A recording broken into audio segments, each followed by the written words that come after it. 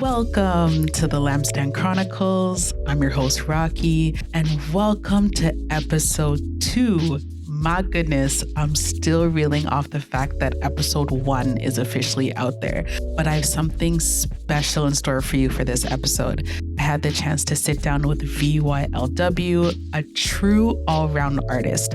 He's a singer, writer, and producer out of Texas.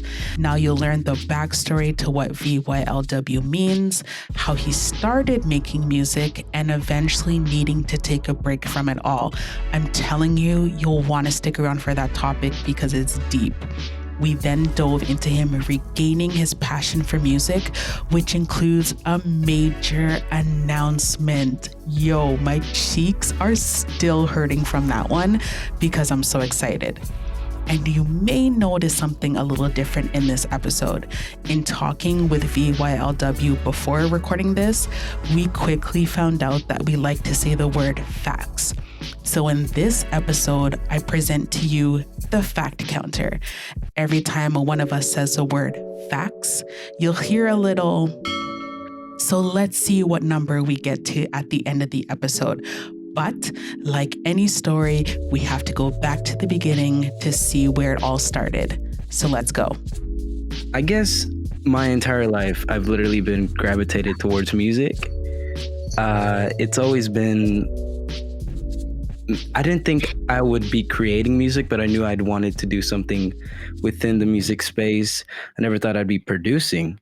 I just didn't, I knew that was a thing, but I didn't know, as a kid, you're like, oh, guitar player, or like, oh, singer. But I guess I started off with drums, but not really. It was like one of those like toy drums, and I would puncture them all the time, so they weren't super functional to me. But it was just like I liked making noise, I guess. I liked doing that. And what age were you when you started to play drums? Okay, so I don't have memory of me actually playing drums when I was a kid, but there's like pictures, right? Okay. And so I do remember destroying the drum sets more than actually playing it. I guess it's because like I was a kid, so I'm not that you're probably not that aware of needing to take care of stuff. It's just kind of like, I'm going to play these things. Right. It's not, I'm going to play these things. It's like, I'm going to play with these things. Yes. And so, yeah. But I guess piano was like the main instrument, right? My dad taught me piano. And my dad taught me piano when I was like 10 years old.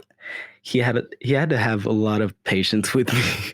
I still remember like how I was just struggling because I was more gravitated to making noise, like drums, and piano is like, it's not a difficult instrument, but like I guess it's more like it takes finesse, maybe a little bit. Like I took piano. I think I was about around the same age, probably about. Maybe I started when I was 8, and I disliked it just because of starting out in lessons. Like you started out with reading music, being able to write the scales and all that stuff. And I was like, let's just play. Like, I don't need to know how to, read music, which looking back now, yes, you need to be able to read music, but I just wanted to play. So I think the drums is like one of those things where you just play. That's funny, actually, because I'm not like classically trained. Were you classically trained? Classically trained, yes. Really? I had a teacher where, looking back, she was so nice, but she made me cry after every lesson. So she came to our home, and it was me and my brother. So my brother would always go first, and I would sit in on his lesson, and then so during his lesson, I would be writing out scales. During his lesson. And then when I went, I was like, I'm already over this. Like, I've already been tortured enough with the scales. And then to play, I got so frustrated because my teacher was so, she really emphasized structure. I mean, of course, like it makes sense, But yeah, I cried after every lesson. Wow. Sorry to hear that. Honestly, I'm not classically trained though. Like my dad, so he played when he was younger, he played in a band in Mexico, but now he plays for the Lord, thank God. Amen. Yeah. And so literally if it, yeah, it's so it okay. I don't want to dive too deep into it, but basically he played at the church, he played piano, he was a worship leader, and then I guess I don't know what happened. I guess I just started messing around with a tiny toy keyboard, and then he was like, "Okay, I'll teach you this and this." But I just know like, well, I don't even know like minor and major. I do know, but I don't know. It's so weird because I can't like I can play really nice. Like it's just, but it's just by ear. It's like I know what to play. I know what notes fit You what. know the keys, like what key something is in. Right. But if you were to explain it to somebody, you can't No. explain it. It's just something that you I can't. feel. It's something that just Right. feels right. I just totally get grew what up you with mean. it. Yeah. Yeah, I just grew up with it. It's not like I literally read books on it or I learned how to write this and yeah, I didn't. But I want to. So that's something you definitely want to go back to. Yes, Yeah. especially because I feel like it'll really help mature like harmonies, Yes. like vocal harmonies. Yes. And that's something that I'm barely getting into, but I feel like it would be much easier if I knew, like actually knew, not just what I think, but actually works. Yes. But if I knew what actually scientifically worked with what key. But yeah, I guess that's how. But then from piano, I picked up guitar, and then I did not advance very well, so I went to bass. I think I played guitar for maybe like 3 months. Wow. And after that, I was like, forget this. It's hectic, definitely. Yes. So I kind of gave up, went to bass, but then I realized that piano helped me out on bass, and bass and guitar mutually help each other out in terms of learning. Definitely. So I'm not advanced, but like I'm like in an intermediate level with all of like everything. But I think piano is the one where like I'm more like best at. Yeah. Do you find it's easier to flow when you're playing piano Yes. as opposed to any other instrument? Yes. Like it's just easier to just maneuver between chords. With guitar, it's like I just have to make a bunch of equations in my head. Like, which step am I going to take? Another question, do you gravitate more towards keys or a traditional piano? Both. I can't say literally all of my music is synthetic, but in terms of playing live, I want a real piano. So I can't, Yes. I don't know. I can't choose between like either keys or an actual like piano. But I think pianos just, they have the vibe. It has the depth, right? That I don't care what keyboard you have, how expensive it may be. Right. There's nothing like the rich sound that comes from a piano. Facts. Literally.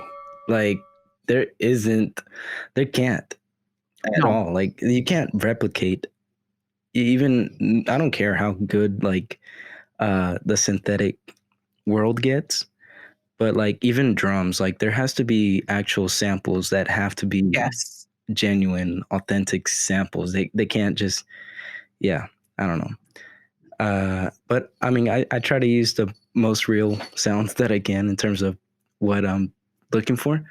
But yeah, so music, it just hit off really well. I was never good at sports. And actually it's funny because I've broken 3 fingers and I've sprained an ankle.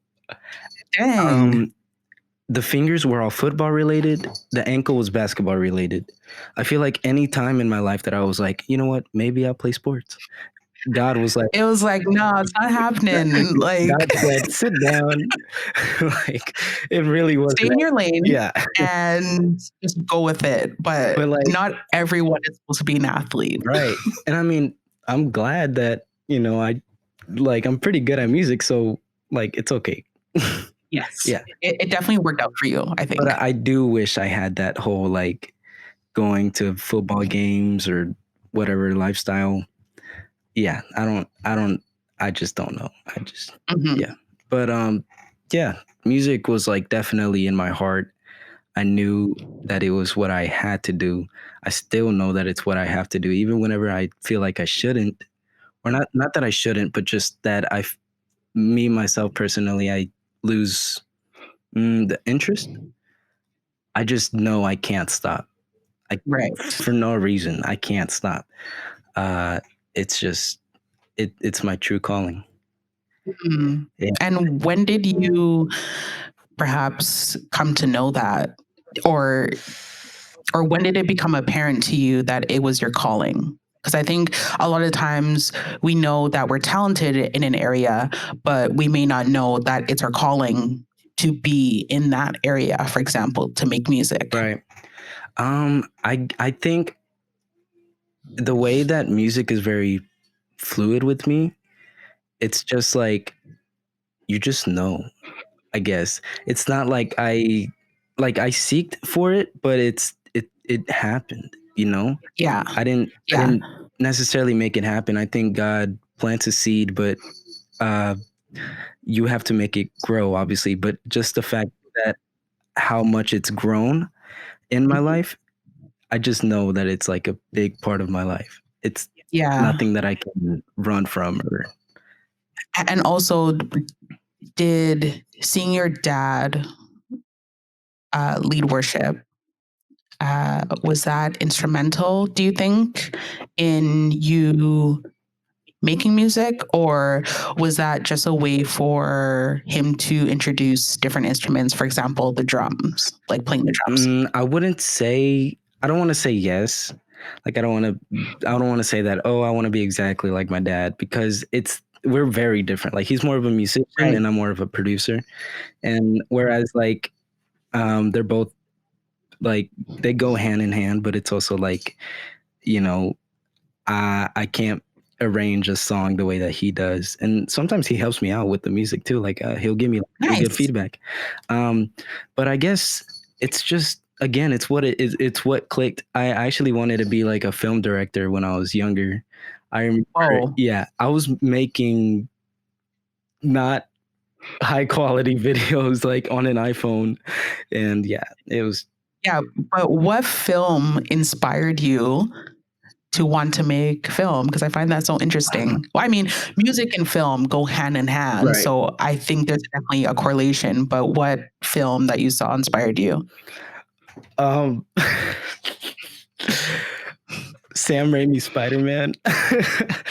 It's like I think it's Yo, so funny that I'm mentioning this. Like I know my close friends are just gonna laugh because you know. I think that was one of the first movies, I would say, like first few movies that I saw in theaters. Right? Like for real, because growing up, we didn't really go to see movies in theaters. Right. It wasn't until I was maybe in like my early teens. I don't know if I was a teenager when it came out, or maybe like just about to enter my teens. But I vaguely remember like that was one of the first few films that we were allowed to see in theaters. Really? So yeah, that for me, that has a significance to me for sure. Okay. Well, I don't know. When I was little, obviously that's like interesting because you're a kid, so superheroes, you're gravitated towards that.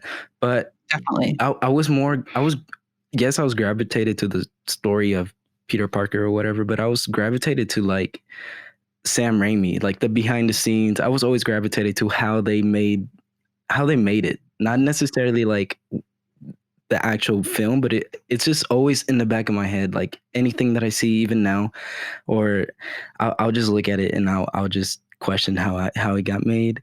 And so yeah, but I remember J.J.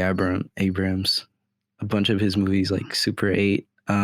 They're tonally they're all pretty similar, but like Cloverfield and like whatever in the Cloverfield saga, like even the things aren't that popping anymore. I always thought like it's just interesting the story aspect to a film and how you can use visuals to really tell a story. Like even without using sound, you could still make a really like it. I don't know. I feel like if you watch a movie and if it's a movie that you could watch in a different language or even without any sound, if it could still gravitate you, like that's a good movie, I feel. And so Absolutely. I don't know. I wanted to follow that path, but then it was much more expensive than music. Facts. Like really, really facts. It was just bizarre. I remember I was trying to start and I was like, wow. And so yeah, there were like pretty much I wouldn't even say they're films. They were nothing to make somebody think about life or aesthetically pleasing, but they were just like me having fun with the camera and editing software. And it was fun. I even now I still have that whole like film director seed somewhere within me. I Mhm. know I would definitely like to do something within that space. Yes. But yeah, music was just cheaper to start with, like in terms of production. Because you literally just need a laptop. You literally just need a laptop. I mean, not even necessarily to sound good, but like to get started, you just need a computer. And Yeah, and to essentially get your feet off the ground right. and to start learning, you just need a laptop. Yeah. And so so I just had a laptop, and then that's how I from a musician, I guess I converted to a music producer because I did want to pursue film, but yeah, the funds. Right? But Sometimes it can be a struggle mhm, when you're young and when you're first starting out, but doesn't mean that that dream is forever closed. yeah, It just may come later on in life, definitely. which Because is fine. But, for the most part, there's always chapters to our stories. There's always arcs to our stories. Look at me dropping the film terminology. wow, There's arcs to our stories mm, and to chapters in life. So right, it's never a door that is permanently closed. correct, facts. And I guess the big transition also was that like I knew that I was a far better musician than I was like a film writer. That was my cat. Sorry. I just knew that I would do way better making music than making movies. Mm. Um, and so I just I forgot what was. No, I actually started using Audacity. I know you know what. Yo, shout out to Audacity because I Yeah, have used it as well. It's one of the best free, I guess, open source right. softwares Yes. that's out there. So yeah, Facts. And shout it is out. the worst thing to use for making music. Music, I have yes. no If you're idea. doing anything audio, like I guess for example, like a podcast, Yes, and you need to edit definitely. your audio file, go for it. Yes. Maybe not so much on the music end, but No, yes. not at all. Don't pro tip, don't use Audacity to make music. I was doing that for a long time because I didn't even know. How though? Like I'm trying to how? Look, listen. So basically I had a Yamaha keyboard, and obviously Okay. it has presets. Like you can do whatever Yes. sound, even though they don't sound good, whatever. And it had a headphone output. My Okay. laptop had a microphone input. Oh dear. And so it's not even that I would record every sound well, I would, but it was like every layer was individually, but it wasn't good. It wasn't even quantized. Like it was so out of beat. It was Seems like that's a lot of extra work. it was. Definitely was. But yeah, that was terrible. But that Yamaha keyboard also had a USB port. Okay. So Yes. after So we're now progressing with the times. Yes. yes, Okay, here we I go. am now no longer boomer. I Yes. am utilizing technology. You have moved on up. I was unlocking the true potential of that keyboard. Yes. So after I connected it to my computer and I downloaded the Yamaha drivers, Mhm. obviously you can't start making music just like that though. I was looking for True. free programs similar. I'm cringing. I was looking at like Audacity like programs to make Oh music, no. and I found one. But it was One exists? yes. I don't know how it looks like now. This was I should have been using Timeline years, but this was probably 2015. I want to say this was like Okay. 2015. Whenever I Okay. was making Audacity stuff, Right. which Painfully making yes, Audacity stuff. I Yes. will never leak it. It's like no, it's terrible. If Those are hidden tracks that yeah, will never be released. yeah, I found I don't know the name of the program either. Mhm. That's how memorable it was. Obviously, It wasn't that good, so that's probably why correct. you can't remember.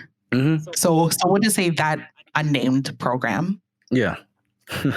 And then I came across Fruity Loops, and I've always had a Windows, and like Fruity Loops was like a big, I guess, part of Windows computers. I think barely now they're on Mac, but yeah, I was always big on Windows.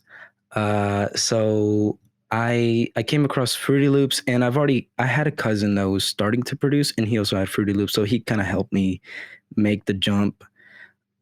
So I bought it, and it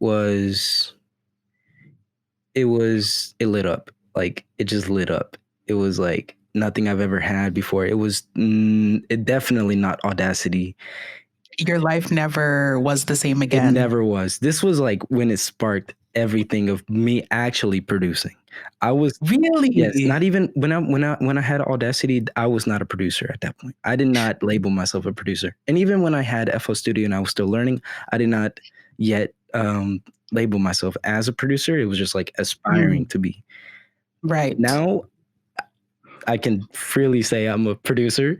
But Wow. but yeah, no, it was crazy. But FL Studio was just like easy, and it just if you know how to use it, you know how to use it. Hmm. Facts. But that MIDI controller, well, that keyboard, that Yamaha keyboard that I was once using to record individual layers, it was now a MIDI controller. Basically, no sound would be produced from the Yamaha keyboard, but basically the way MIDI controllers work is you will load up a sound on the computer, and on the controller you can play whatever. So I remember how I felt like Tony Stark the first time that I connected it via USB, and then I was able to actually hear something from FL Studio.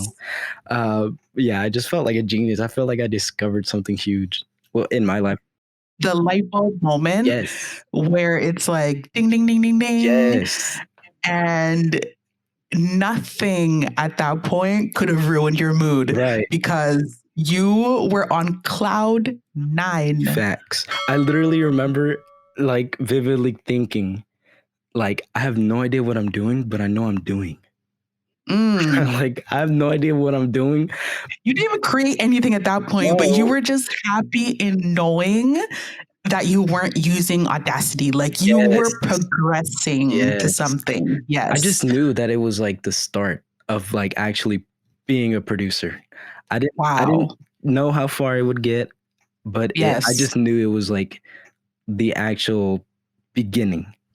And so yeah, I started producing for a bit, and it was under my like actual name, Gustavo Tovar, which is, it definitely rolls off the tongue very easily. Yes, it's unique, definitely. Sarcasm. No, for real. Well, I mean, okay, in my world it is. I don't know. I'm just from Canada. I think I would have to chop up some like syllables. But yeah, on SoundCloud I was releasing like very early things. And this was already like late 2016, early 2017.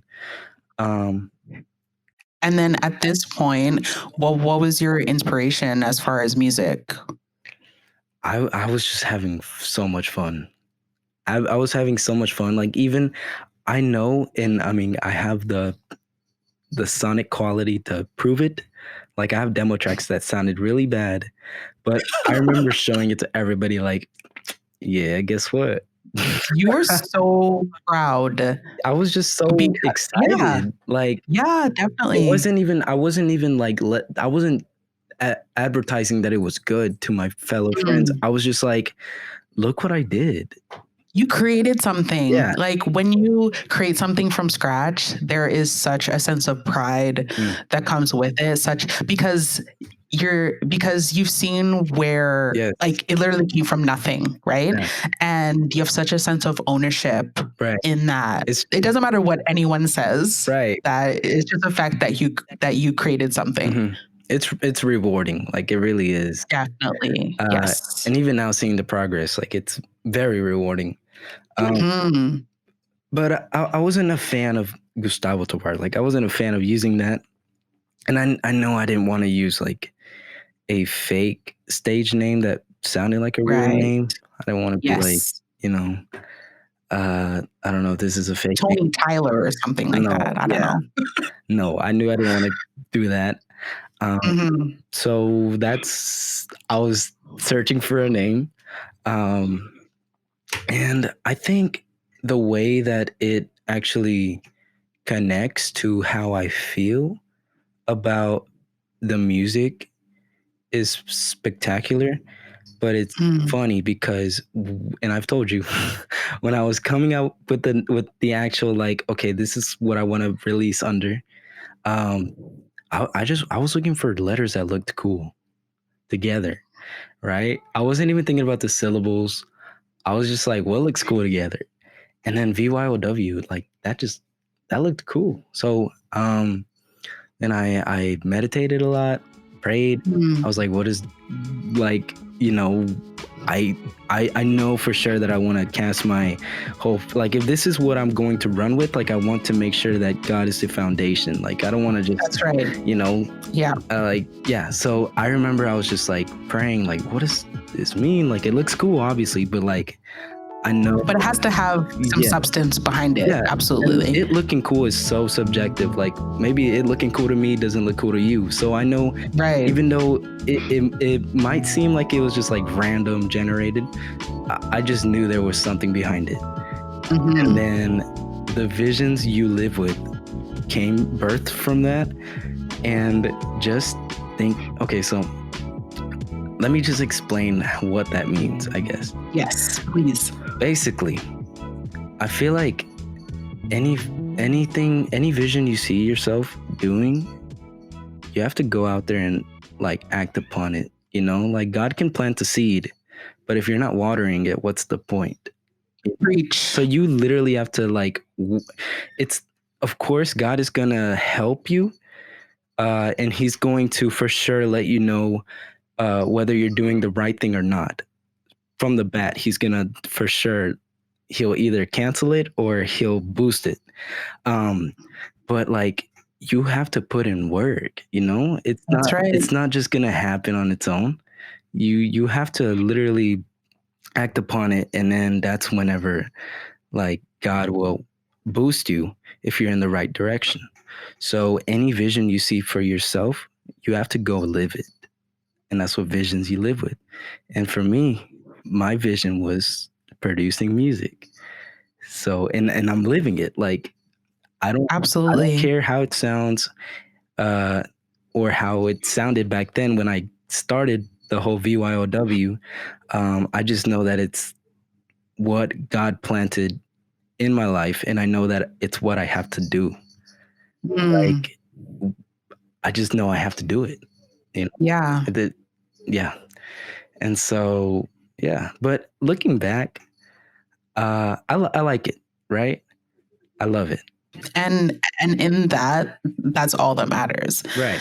As long as you can stand by it. And again, it's not something that, as you said, was just taken from thin air. The meaning behind it, I should say, Right. was taken from thin air. Like this was something that you were intentional in seeking God about, and He Yes. spoke to you about it. So therefore, anything you do after that, He will honor. Because if you honor Him, He will honor you. Big facts. Like, yes, it was just, it felt right. Like it just felt right, I guess. Yes. And I knew it was what God was definitely pushing me towards. So I took like a leap of faith, and I was like, okay, Visions You Live With, VYLW, which is ironic because it's an acronym, but there's more syllables in the acronym than the actual extended, or it might be the same, right? I'm gonna have to go back and do some little VYLW6, Visions You Live you live 5. with. Yeah, You 5. see, that's ironic. Yeah, look at that. It makes no sense, but oh well. There you go. Oh well, it's just it's what it had to be, you know. It had to be that, you know. Yes. And I mean, I like it. I've thought about changing it, but Really? no, yeah, I have, because it was mostly just because, like earlier, how you were like, is it BYW, Visions You Live With, Gus? It's like, I know it's gonna be challenging, but at the same time, it is what it is. It is what it is. Exactly. Yes. And so it's just, it has to be Visions You Live With. It has to be. Yes. And yeah, that's what it means. And I guess how I started under VYLW was just like SoundCloud, and then I found a way to like via DistroKid or a music distributor. Like I found that. And so I just started uploading like what I liked. It wasn't necessarily sonically good, but it was just like a hobby, I guess. Right. And in that, when you were uploading your songs, was there any point where you were like, what am I doing? Like, was there any point that you doubted that this was what you were supposed to do, or encounter any fear? That's a good question. I don't think, because again, I knew it was what I was supposed to do, but there was a time where I was like, you know, this isn't going anywhere other than me just socially being able to show people or close friends. And that's how anything starts, right? Yes, And definitely. I'm pretty sure that, shout out to all the friends who support like your work and are with you from the very beginning and encourage you. Honestly, it's those friends who like uplift any creative. Like I can wholeheartedly speak towards that. Man, friends and having that support system, so important. Yes. Like I think that's what kind of kept me going, honestly, because obviously the numbers weren't there. It was just me like posting to SoundCloud and I'm done. But but then actually, this was already probably like a year or so, or maybe so approximately like 2016-ish. No, maybe it was 2017. Maybe it was like 2017-ish. Okay. I dropped a song and it was Foolish, and this was just SoundCloud, and this was the first R&B, like, or I guess it's R&B. I'm not really good with my genres either. I'll make what feels right, and I'll make what I like. Exactly. Yeah. And it's something that we've talked about previously before, is that there really are no genres anymore. I mean, if we're being honest, everyone is influenced by different genres, that there is no straight R&B or straight EDM anymore. I don't think so. So yeah, so it's okay if we don't know our genres, because it's all blended. And then there's also always going to be like a whole tree branch of different genres within a genre too. So that's right. Kind of just weird. But Foolish was like the first song that was like different than what I was already doing. It was like R&B. It was just chill. It used like 808s, and I used autotune heavily compared to before, but for the vibe of like it being in that pop R&B.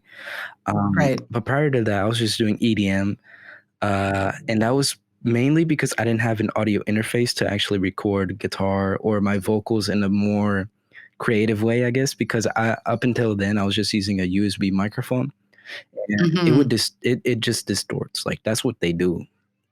USB microphones like to do that. Well, at least the one that I had. So I couldn't be like the most creative singer. So really EDM electronic dance music, literally just a laptop. That's all I needed. Mhm. And if I wanted to, I could record like something really small with my microphone, and it would sound okay-ish because it's EDM. Um, but yeah. So, but Foolish, when I released that, I released it on SoundCloud. Um, and I don't know how I saw it on YouTube uploaded by not myself, not in a like It was a mystery uploader. sorta at the time, two Okay. of them. 2. Yes, gospel hydration, Shout out to fat, Gospel Hydration. big shout out, Yes. and blessed, Shout out big fat. to Blessed. Big shout out to Yo, Blessed. Yes. yes. And so I don't know. I mean, I know it was through SoundCloud, obviously, um, but it's just crazy, They actually found it, and so And was that like, what was that experience like when you found out and then you're like, dang, like, how did they find that? Can you talk about that yes, experience or that feeling? so I quickly like subscribed Yes. to both of them, and then I found like this like I found out that there was like a whole community around it, And That you didn't know beforehand, no, right? not at all. Wow. Not at all. Wow. And I think I give a whole lot, like probably all credit to Gospel Hydration, Blessed, and like Mr. Galaxy, like those people, the people Yes. creating those platforms. Yes. They are the ones who are like literally pushing me and hopefully it's in the thousands of other artists to like create and feel like they are creating to a bigger I guess like audience platform that they wouldn't otherwise have been able to tap into. Right. But because these platforms exist, like the reach capacity or, capability has grown so much. Correct. Like from these platforms. Right. And I mean, the secular world has always had indie artists, right? That don't do it. They just do it in their bedroom and that's it. They don't have a record label. But like Blessed, Gospel Hydration, Mr. Galaxy, the Good Christian Music Blog, like these people are generating that within the Christian world. And that's like, that's right. It's awesome. That's a major thing. It is. It's so major. We're the ones called out to be the creative ones in this planet. Preach. And like, due to how things were before, where like if you were in a record label and if you made music that sounded radio worthy, then guess what? You made it as a Christian artist. But like now, due to like the fact that there's these platforms on YouTube that started on YouTube, but then they generate out to SoundCloud, Spotify, and all these amazing platforms. It's just crazy because it really was a big shift for people such as I that like when I first saw that they uploaded that the Foolish song and I subscribed and I started hearing the songs and they were all just not names that I was familiar with. I was like, what is this? So in them uploading your song, you were introduced to a whole other community of artists who were creating music to glorify God, were creating music, as indie artists. Right. And that was like a whole door that was open to you. Yes, it really was. And so yeah, Foolish was like the one that really did it, I guess, for me in terms of like, oh, okay, I found like a niche where I should gravitate towards. And it was just so authentic and genuine because Blessed and Gospel Hydration and they were the first ones that actually like started putting my music out there. But they were barely starting out too. Like right. Like so they were along the same journey that you were in a sense. Yes. And they're huge now. Like they're relatively like big creators now. but I knew both of them way before they had even 1,000 subscribers. Like that's around the time that they put Foolish on. So again, it wasn't like a big platform whenever they did it, but I was introduced to like a big community, and while they were helping me grow, I was helping them grow as well, you know? So it Absolutely. was just so authentic and like a genuine, like, Friendship. yeah, Like, it really was. I mean, like the one thing I can honestly say in even starting this podcast is that like this whole community is based around friendships. Like honestly, It is. it's based around like actually having a genuine interest in this person who happens to make music. Like Right. it doesn't just stop where you know, as long as you have something to upload or as long as you have like content. Mhm. It's definitely about the like being friends with everybody and Yeah. cultivating that friendship, which I Yes. love. Uh-huh. And I mean, it's just awesome. It's like our community is like way better than like the secular community, which I've never Facts. tasted, but just from what like the way that I've been treated within my community, like even when my music didn't sound good, like there was people that still they found they heard something within it, right? And even though sonically it wasn't the best, or like my voice wasn't vocally the best, they just they were still blessed by it. Right. And they obviously saw like the growth potential Mm-hmm. that you had, and that happens a lot of the times with us, like in our walk with Christ. There's obviously raw talent. There's obviously, you know, something within us that, you know, that the seed is there, but you know, we need people to come alongside to walk with us to even help that seed to grow. Right. And like within the creative space, we are so good at doing that, honestly. Like I've seen the growth of like so many different people just blossom over the course of like 2 or 3 years. Yeah, definitely. And like to walk alongside that is crazy. Yeah, for sure. And like, you know, if even those platforms, like you would have never heard of my music, you know?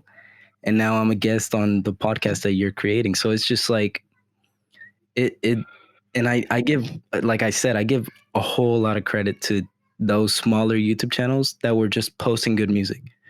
Yes. They were just posting music that wasn't even like known. Like I wasn't known at all. Exactly. So then it's like they were just searching on, like, you know, it could be SoundCloud. They were just searching on it, and then like that response that they had like warranted them to, you know, post it on their channel, which is like, Right. I don't know, like it seems like it's so simple, but at the same time it's not. Right. Like if that makes any sense. Yes.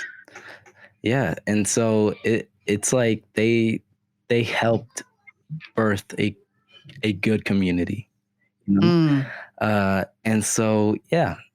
And so I subscribed and I was part of the community, and I was meeting a whole lot of other people who were also like introduced in that community the same way that I was. And it was just making a whole lot of people get connected and create things. And it was cool because not only did I gain more listeners, and then obviously the platforms like Blessed and Gospel Hydration and all of them, they obviously gained support as well. But like not even just audience, but I was able to gain like friends with the music that would help me out, Yes. that would give me good feedback, and that we would just uplift each other, basically. Music. And so yeah. And with that, I find like it's such a good lesson that like probably doesn't get talked about a lot, is that within our creative space, Like we want to see each other succeed, Right. and we want to see each other do well. And whatever it takes to help someone grow, it's like there's so many people who are like on board to help you and on board to support you, which I love it so much about the Christian creative community. Facts. Like shout out Yes. to all the creatives who are Everybody. just willing to support. Yeah, Yes. absolutely. Everybody. Even the smaller person that like they've too, like they're where I was 3 years ago or 4 years ago. Yes. Even them, like you're in a good community if this is where you want to start and pursue. And yeah, it's awesome to see the growth and how big Christian indie music has grown. Yes. It's crazy. It's like, especially I want to say in the past like 4 or 5 years, Yes. like the growth has been phenomenal. Yes. Like it's been phenomenal to watch Facts. different platforms grow, to see so many different artists come up, and you know, to even have like the amount of collaborations that we have Yes. has been phenomenal. Like, okay, so can you talk about some collaborations that you've done and maybe share a story too of how those collaborations came to be? Okay, so Kairos. Shout out. Facts. He's awesome. He's a great producer, and he also uses FL Studio. Shout out to shout out. Yeah. But he's based in Buenos Aires, Argentina, and so yeah. And also another thing, this community is global. Like it's global. Like I'm talking about like around the globe, and I'm not even talking just like from one part of the US to like the other. I'm talking about like different continents. Global. Correct. It's crazy. Very. And so yeah, I don't necessarily I don't remember how we started talking or like how we found each other. I think I ended up finding one of his remixes, and then I saw that he was also an indie like producer. He wasn't necessarily like, but it was like I thought it was good quality. So like I was like, whoa, this is crazy. Oh, it just hit me. I actually found him because of a remix he made for King's Kaleidoscope. Nice. It was Enchanted, I believe. And I found that video because I was big on King's Kaleidoscope when I started. Me too. Yes. Shout out. Yeah. Shout out to King's Kaleidoscope. Yes. Fantastic. Awesome. Yes. And so he made a remix, and then that's how I found him on YouTube. And then I got his Instagram, and then we started talking, and we were talking about collaborating on something. And up until then, I've only done English songs, but I wanted to expose myself, you know, again, be more global and find like a whole different demographic. Because, you know, I speak Spanish. I just never done it. And I knew if it would be with somebody, it would be Kairos, because he's, you know, and most of his like listeners are Spanish speaking an audience that, you know, and so yeah, we ended up doing Dulce Amor, which is sweet love, and it's a bop. I love it. We collaborated as producers, but I wrote the whole thing, and I sang it, obviously, and just how easy it was to collaborate with him was like awesome. Especially because we both used FL Studio, and we had similar, like nobody produced a song more than the other person. It was like 50. It was a true, like you guys are both working on a track. Yeah. Because like I started the guitar sample. It was like right when I got my audio interface. Ooh, it was. There was there's a demo where it was with a USB microphone. And then I got the microphone that I'm speaking into right now that I've had for the past 3 years that has been so kind to me. Yes. And even he was like, wow, like the big difference. Like Big difference. I literally sounded like a whole different singer, but it's not even, it's that for the first time I felt like I could actually sing on a song. Wow. Yes, because before you were saying that anytime you tried to sing, the microphone just it wasn't helping you Right. It was in any very, way. yeah, it was very limiting, very Yes. restricting as a singer. Like you can't, you can, but I think most vocal performances are way better whenever you're like loud. Hmm.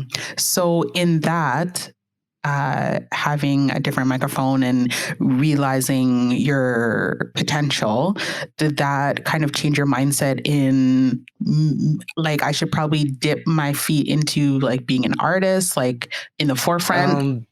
I was singing on my earlier songs too. But I guess that was whenever I wanted to sing on other people's songs more, instead of just on my own. And so yeah, it helped. It helped me pursue being a singer and finding a voice, literally, Mm, with my vocal cords. It was like, how do I want to sound? And I guess my vocals are very rocky, and no pun intended. no pun intended. But they are very like, they're not that smooth. Mm, And part of that is because when I started singing, I liked rock a lot, Switchfoot, shout out. And yes, then, I dibble dabbled in some yeah, switch foot. yes. So And yes. I like the rock, like Switchfoot, because there's a Mm. lot of Switchfoot. Chapters. Yes, there's different variations Mhm. depending on when you listen to them. Yes. Yes. And yeah, so I was trying to not replicate, but I was trying to just, I liked rock. So, and this was when I was like 12. So I was just Mm, like trying to sing. I was terrible, like no technique. And yeah, but I think I, I genuinely feel like I damaged my voice for like the better, because now my voice sounds like unique, but now I know how to sing too. I didn't know how right. to sing. Your talent also level has evolved also in just Mhm. refining your craft. Yes. Your voice is more refined now also. Yeah. Like it has that like rock undertone. And so yeah, but yeah, whenever I made that song with Kairos, I've wanted to sing on other songs more, uh, and make Spanish songs for sure. Um, We need more Spanish songs, honestly. Like there is a vibe right, from Spanish songs that it cannot be like you can't find that anywhere else. right, So like even listen to Spanish songs and I can't understand Spanish, but it's just a vibe, you know? yeah. And I mean, I feel like whenever it's, I feel like the Holy Spirit has no barrier, That's right. especially language barriers. So Mm-hmm. I've heard a song that was like Portuguese, and I just started crying. It was a Whoa. Christian. It was Christian. It was a live performance, but it hit me hard, Mm. and I was like, wow. And that's when I had like that revelation where like there is no language barrier when it comes to the Holy Spirit. Like I knew it was of God. Facts. I knew I wasn't like, I knew this wasn't like anything crazy. Like I knew it was a Christian song. I knew the artist was Christian. Uh, and it the Holy Spirit touched me. So yeah, so definitely there is no barrier, and I will make more Spanish songs. Uh, and I just have to release them. But yeah, I hope everybody listens to even the Spanish songs. I don't necessarily want to make like an English translation, because I feel like anytime you make an English or vice versa, a translation of a song, it just Mm-hmm. loses a lot. There's something that doesn't quite translate over Right. directly. Mm-hmm. It loses a little bit of its true essence, its true flavor, Yes. I guess. But yes, yeah. And the struggle is real because I go to a Spanish church that's like Mm, majorly Spanish speaking. Like we have translators, but like the music is mostly Spanish. And a wow. lot of that will be like English worship songs translated to Spanish, but it's not the same. Like It's not the it's not the same. Yeah. same. I'm sorry, but oceans in Spanish is not. It will never hit the way that Oceans hit. That's a tough one too, especially Oceans. That's a Fat. tough one. Mm-hmm.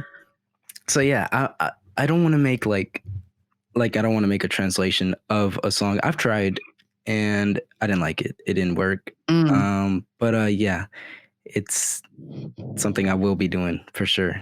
And I hope people still listen to it and understand that there is no language barrier. You could still feel That's it. right. And I promise you, it's of God. Like if I'm speaking Spanish and you don't understand it, just know I'm spitting truth. Amen. Yeah. But yeah, that whole community exposed me to like music on a way deeper level. It felt like I found a niche, or like I found something that was worth doing, I guess. And it came from like me just doing it as a hobby to me like, oh, maybe I can make a name for myself. And so I just started making more music, and it was being picked up by like a lot of platforms on YouTube. And so I was growing a lot as an artist. I was making music that I liked. And then January of 2018, let me pull up my SoundCloud just in case. We are fact checking. Yes, this is gonna be this as we go, people. Fact checked. Everybody who's listening, this is not fake news. This is we're pulling up records. Going back to the source files. Yes, we are. For this information because we want to be correct with it as well. We don't want to tell you no false stories. Facts. This is going to be 1,000% real material. This is going to be fact and truth. As we've been saying, facts. We've been repping facts throughout this whole episode. Yes. And so this is going to be facts.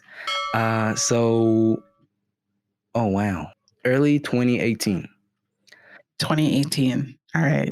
So I just released an EP called Awake in late 2017. I dropped it on my birthday, November 18th. Shout out to the November babies also. Facts. If you're a November baby, you know where it's at. You just know. Absolutely. And I'm not saying that because I'm biased. Totally. I am biased. Was definitely not born in November. But so Awake was like very EDM. There were some different things, but for the most part, it was, pretty EDM, and Foolish was on it as well. And Nothing to Lose was on it too. And that was picked up by Cross Nation. And that was huge. For me, that was huge. Because back then I was like an EDM artist, but I was breaking away from that. But then it was early 2018 and it was literally January.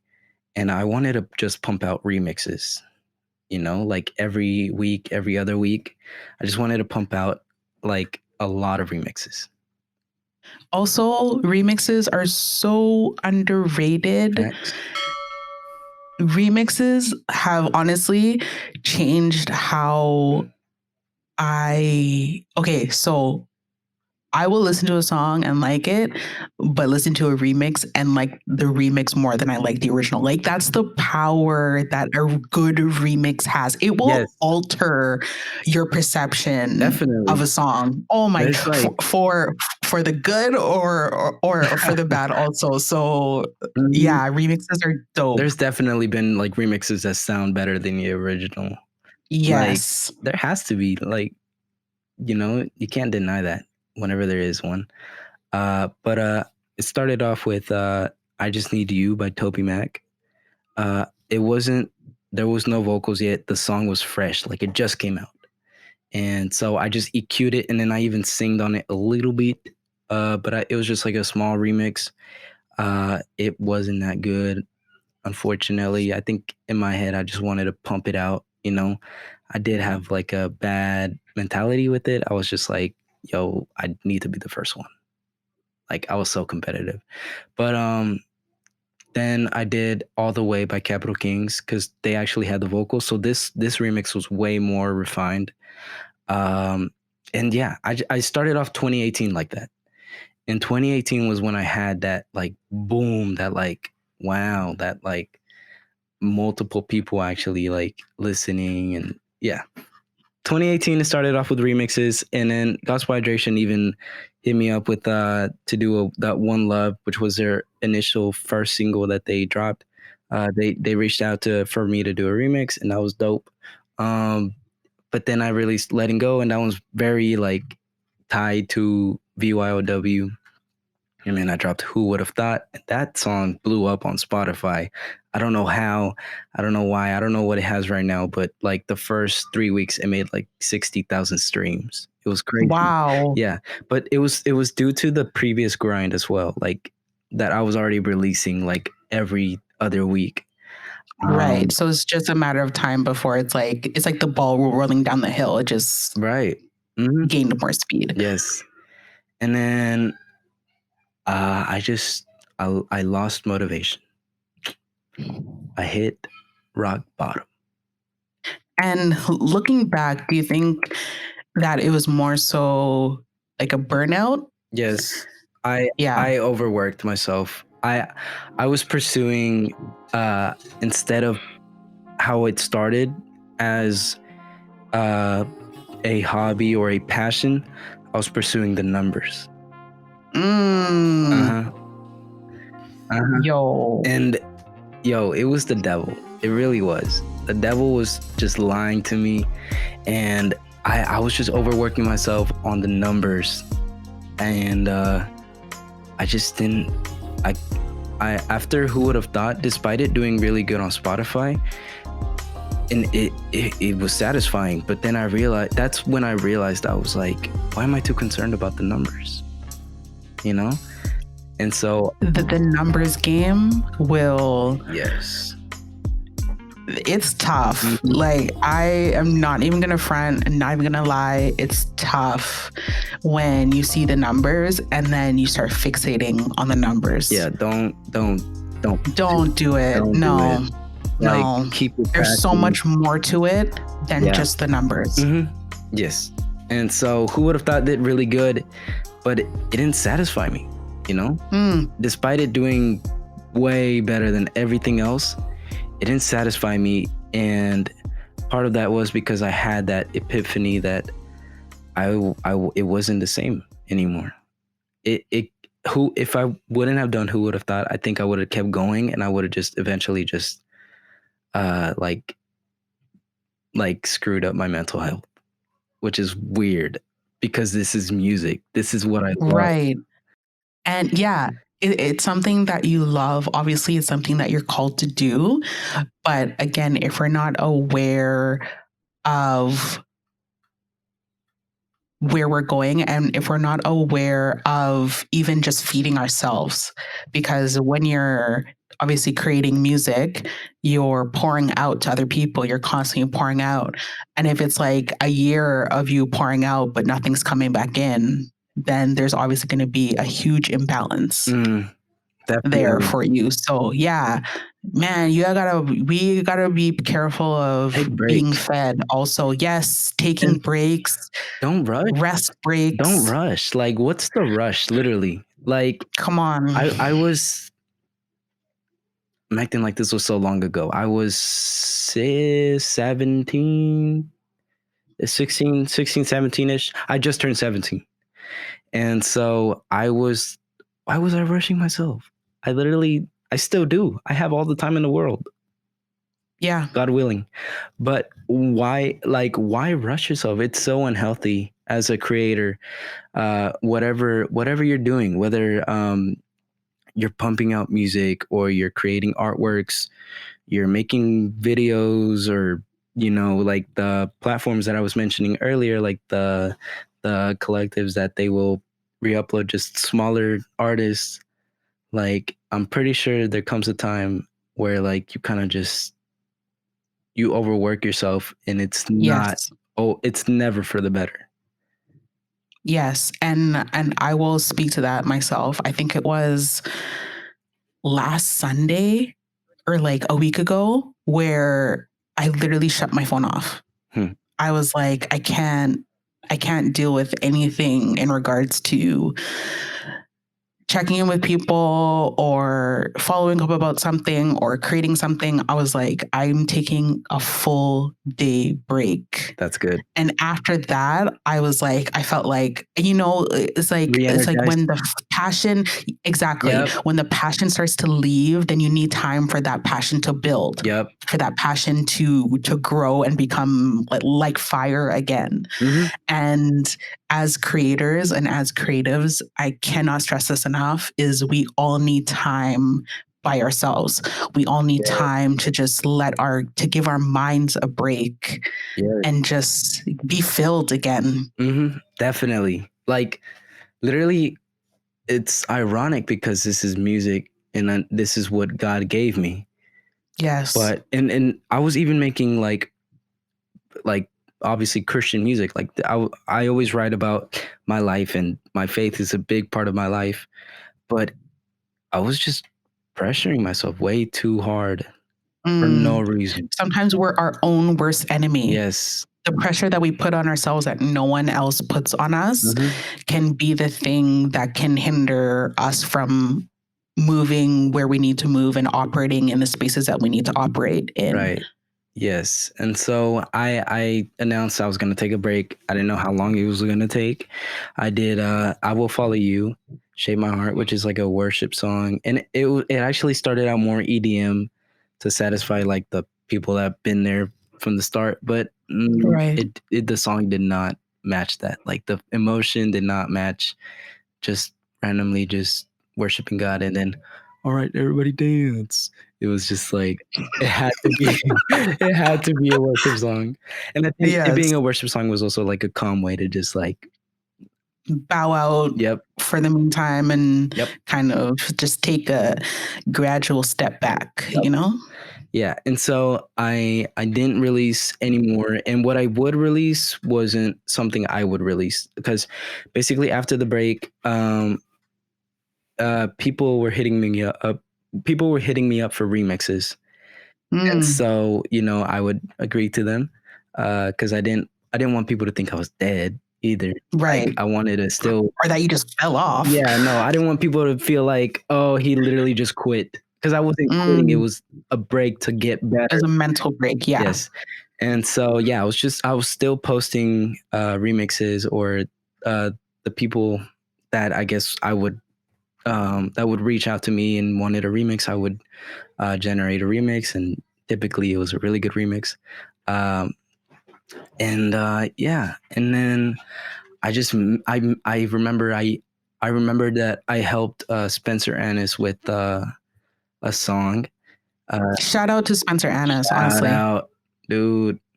Yes. And so Singing Over Me, I was helping him produce it for a bit, and I liked that, even though my name was not found anywhere, because it's not my song, obviously. It felt like I released like something for the first time in forever. Well, which is so crazy because sometimes the most satisfaction we get is when it's like, yeah, it's someone else's vision and you're just like aiding in like one area. But I guess because you believe so much in it, or that you invest so much in it. Right. Also, like, it's your time, it's your effort, it's your talents, that like you're just like, wow, this is as much as it's yours, it's mine also, right. which is great for the body also. Definitely. And so I wanted to release an original song, and it was because so when I took the break, it was initially no music, don't produce anything, but then I slowly started coming back when people were hitting me up for remixes.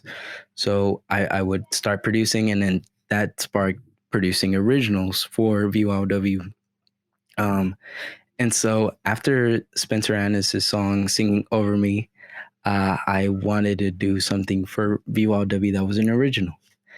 And I wanted to write about losing the inspiration for music.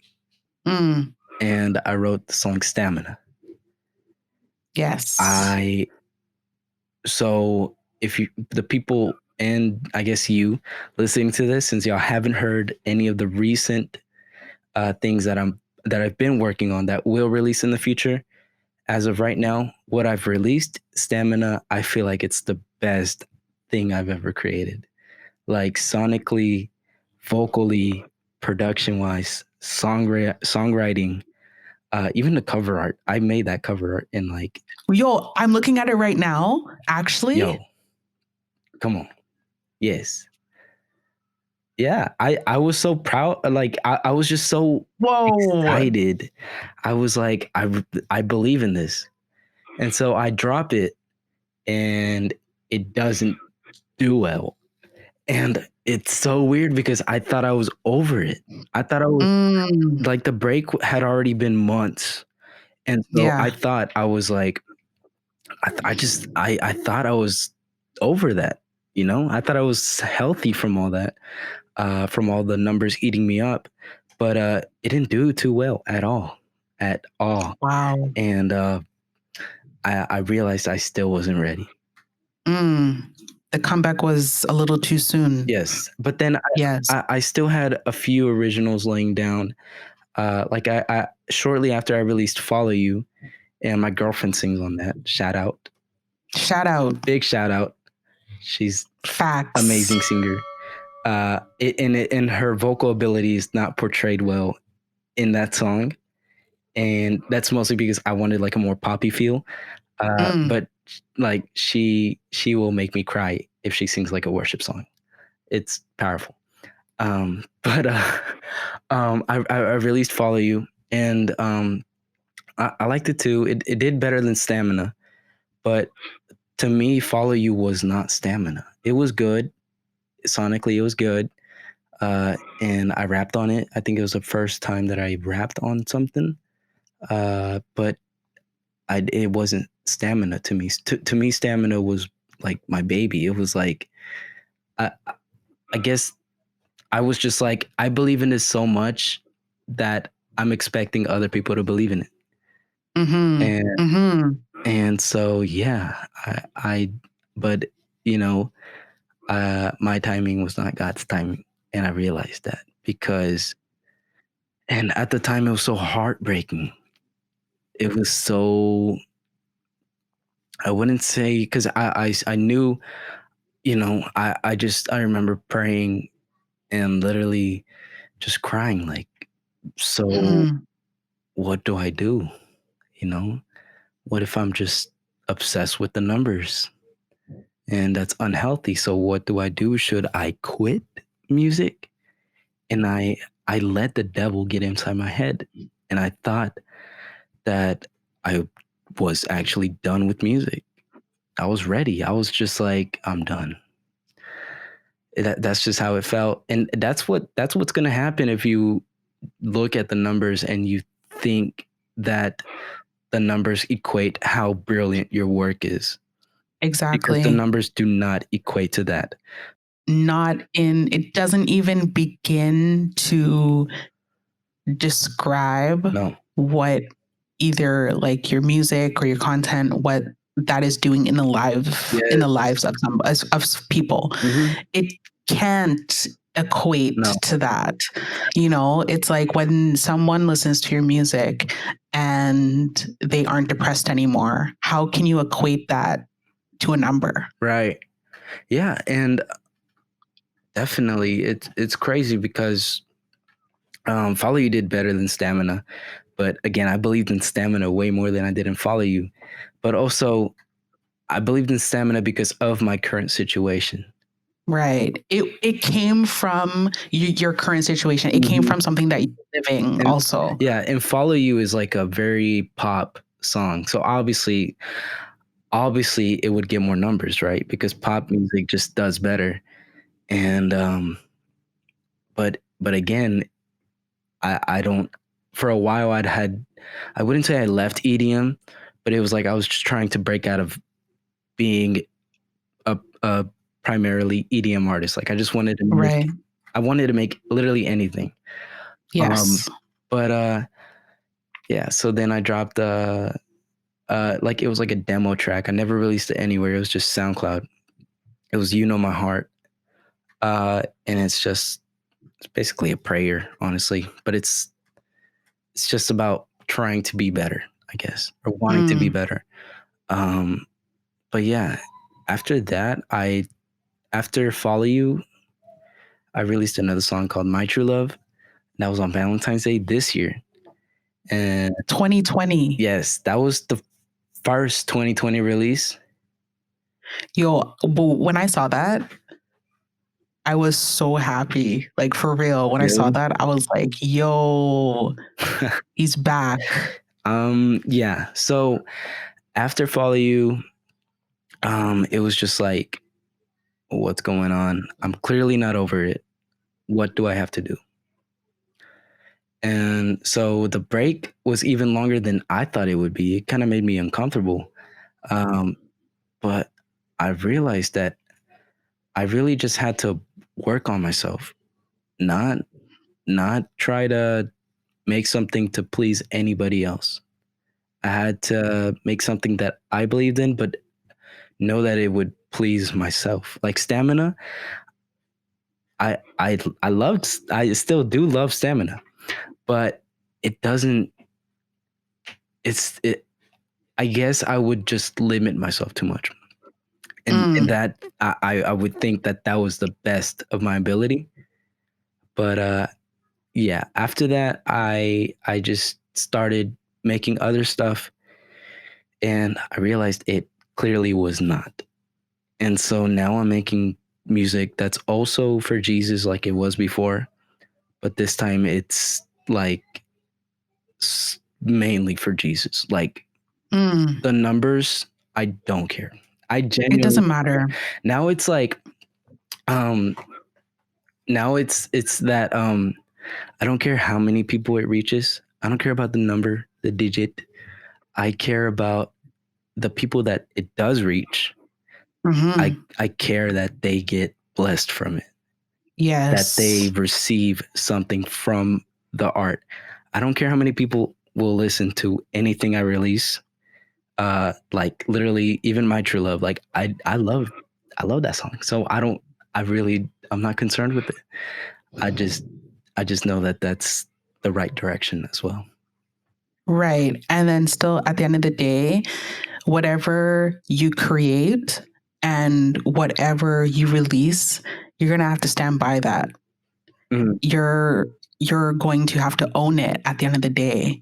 Right. So if you're making music that A, glorifies God, and B, you love wholeheartedly, the rest takes care of itself. Like it doesn't matter. The rest doesn't matter. Yep.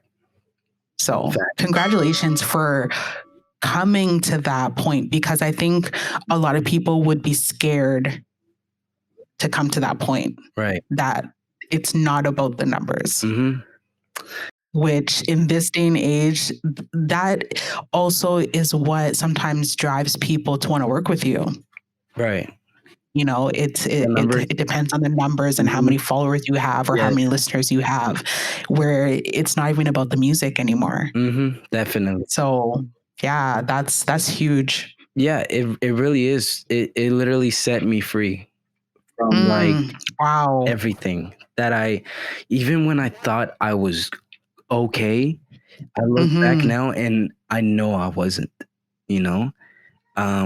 Like I said, like the whole, it doesn't matter how many people hear it. It just matters that they hear something from what they hear.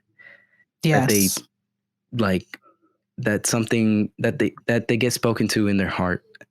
And the numbers, like obviously when I first started, like it helped. Obviously, like not just, I don't mean like monetarily wise. I mean like it helped me make relationships with other people.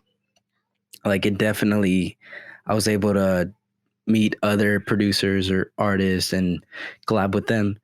But for the most part, I think that you could buy your numbers, right? In this day and age, yes, you can. Yes, but can you buy the passion? Can you buy? No. People will always be able to see through that. I think anyway. Yes. People can see if you're authentic about something, if you're passionate about something, if something really comes from your heart, they will be able to sense that. Not that they will be able to sense it right away, but over time, your true character will always come out. You Right. can only fake it for so long, right?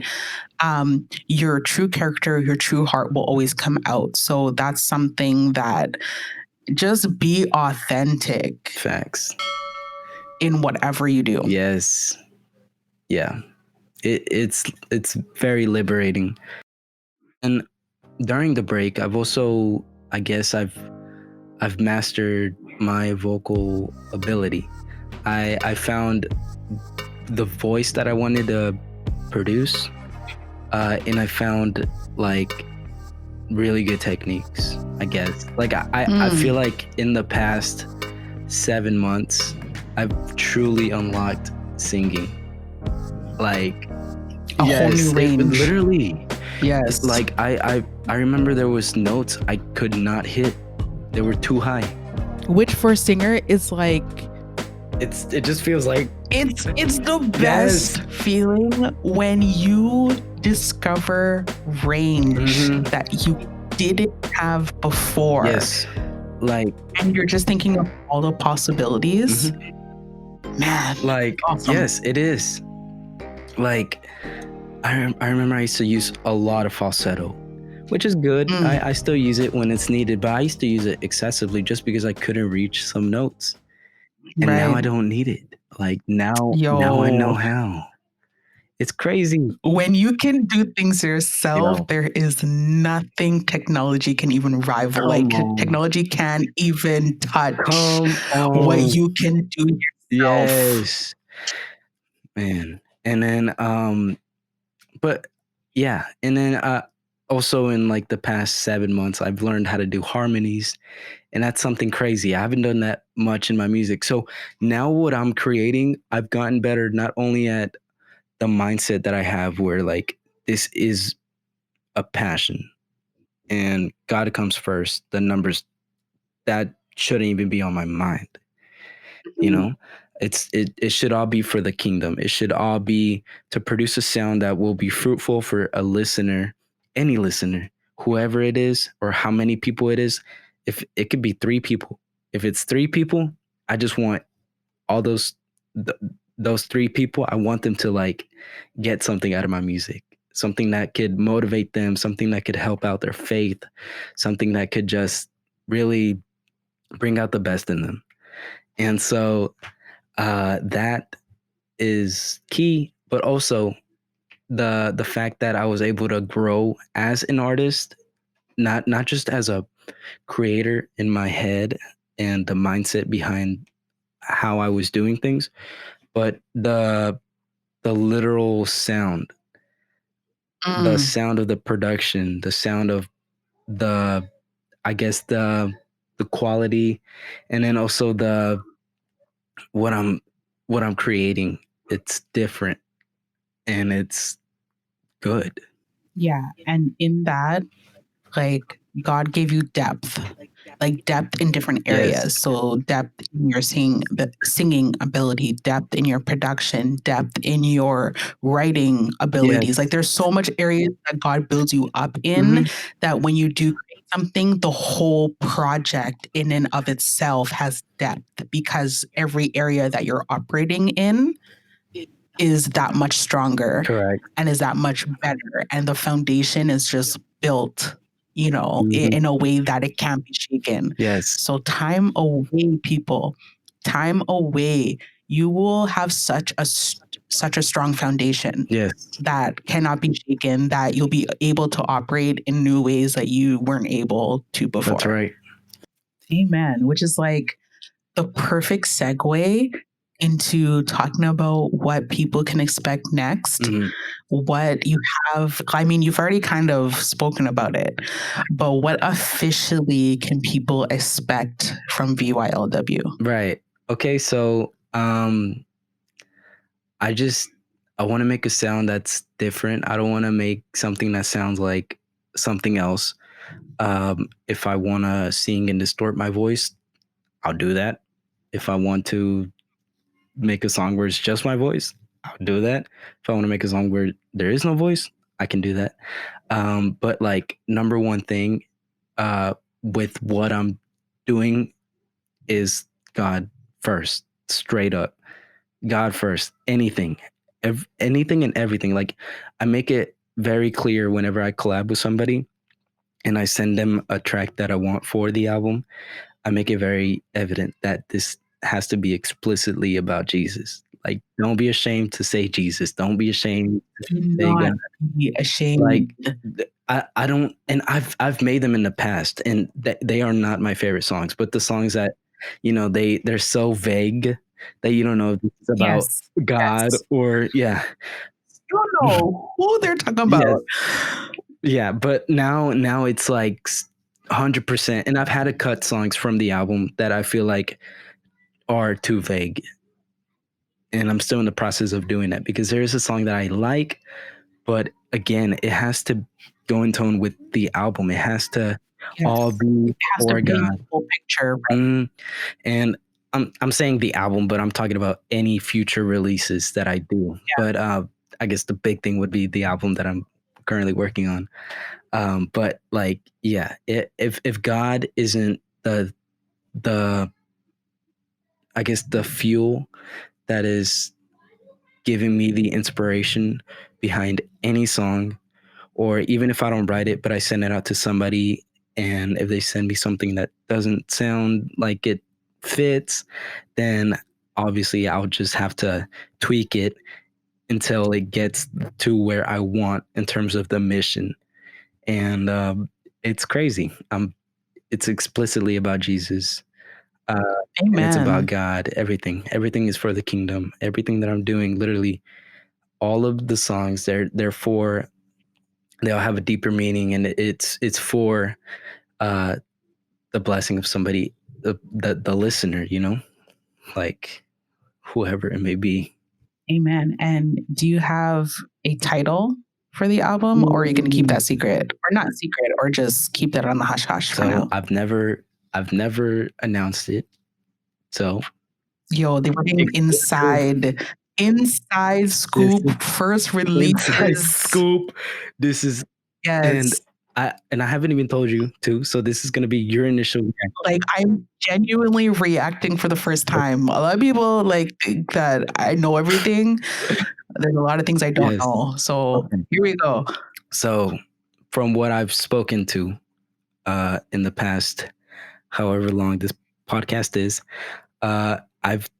this is something that's very evident in where I started and where I guess founded VYLW. The album is going to be visionary. Yo. Oh, come on. Yo.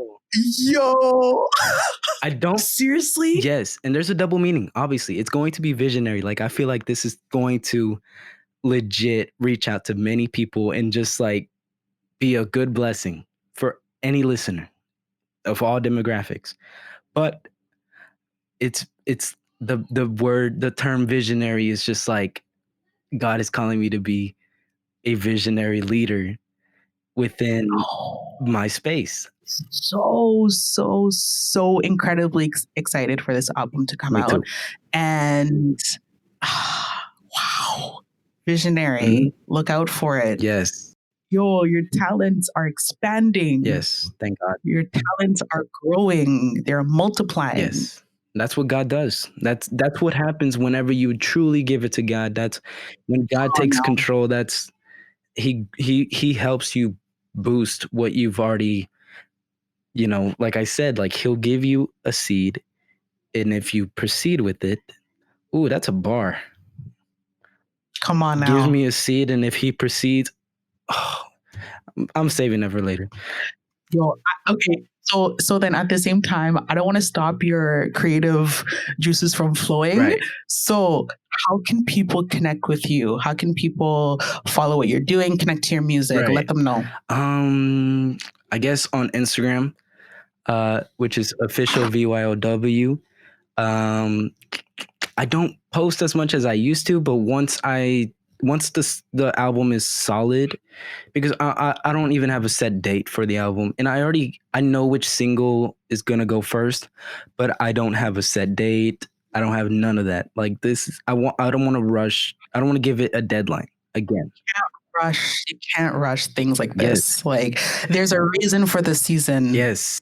And this album is meant for a season. When you know, you will know. Yes. And again, like I've learned that. And so I'm taking things that I've learned that made me fail with my music, and I'm turning it into a big collective body of work that's like a testimony. And I just hope it's like a very motivational experience for anybody who listens to it.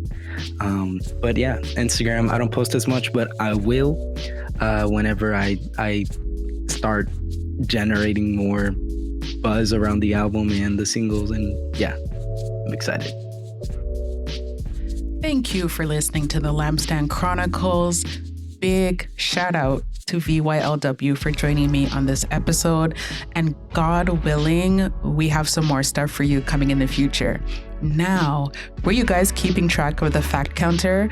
The total was 20. Yo, that's crazy. Be sure to connect with me on Instagram at Rocky Saint Amand.